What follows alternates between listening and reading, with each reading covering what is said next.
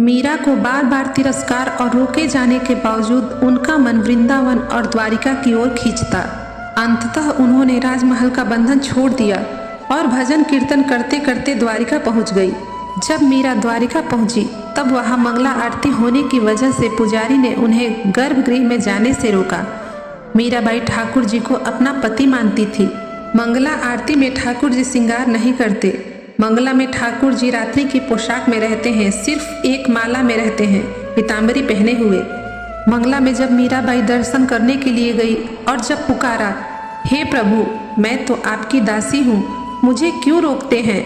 इतना कहते ही मंदिर का द्वार अपने आप खुल गया और मूर्ति से प्रकाश निकला तो पुजारी जी देखकर आश्चर्यचकित हो गए।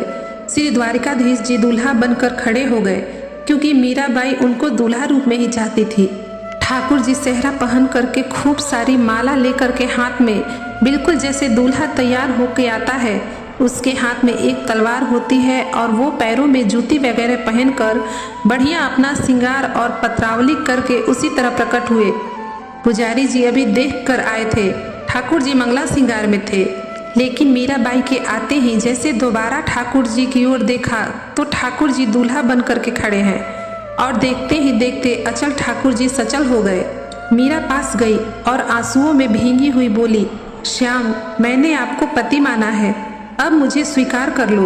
उसी वक्त ठाकुर जी प्रत्यक्ष प्रकट होकर के मीराबाई को अंक में भर करके अपने भीतर विराजमान कर लिए।